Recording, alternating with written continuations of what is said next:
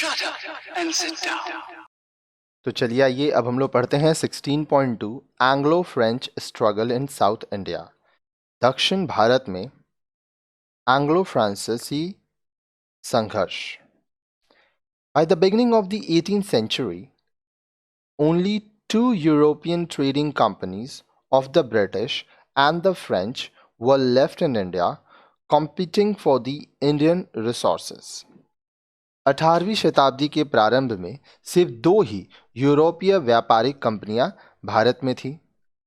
वे अंग्रेजी एवं फ्रांसीसी कंपनियां थीं जो भारतीय संसाधनों का दोहन कर रही थीं।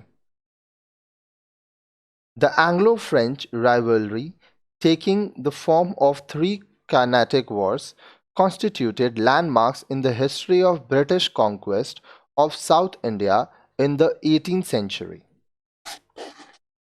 एंग्लो फ्रांसीसी शत्रुता ने तीन कर्नाटक युद्धों का रूप लेकर 18वीं शताब्दी में दक्षिण भारत में अंग्रेजों की विजय के रूप में एक युगांतकारी घटना को जन्म दिया। आगे देखिए। In order to establish their supremacy, it was necessary for the English East India Company to eliminate the French from this region. अपना वर्चस्व स्थापित करने के लिए ईस्ट इंडिया कंपनी के लिए यह आवश्यक हो गया था कि वे फ्रांसीसियों को इस क्षेत्र से समाप्त कर दें।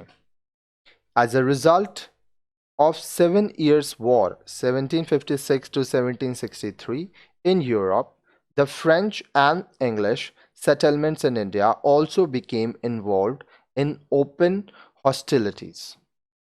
यूरोप में 7 वर्षीय युद्ध 1756 से 1763 के परिणाम स्वरूप भारत में भी अंग्रेजी तथा फ्रांसीसी संस्थान आम प्रतिद्वंदी में शामिल हो गए थे।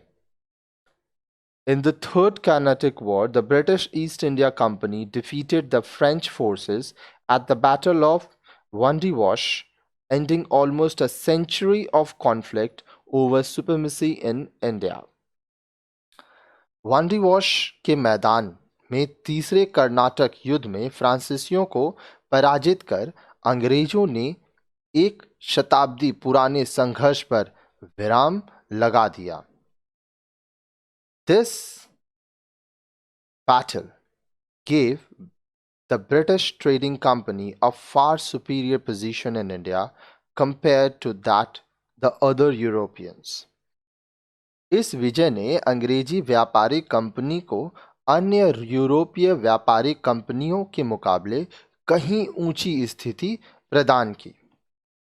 The French were defeated by Sir Ayacuti at Wandiwash in January 1760 and Pondicherry capitulated a year later.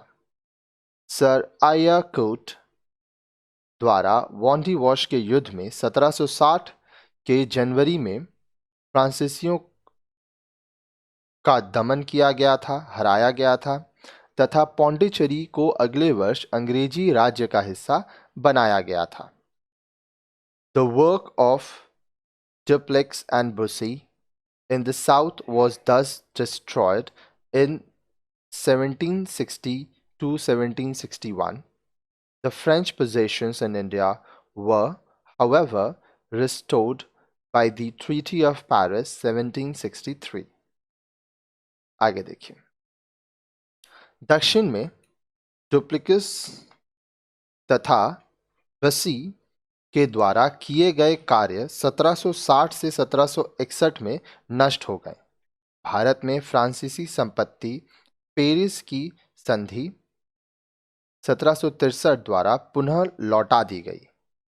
This conflict was resolved in the English East India Company's favor because of its strong navy in India, its progressively increasing military strength and good leadership, the support they received from the government in England, and the larger resources at its command in Bengal.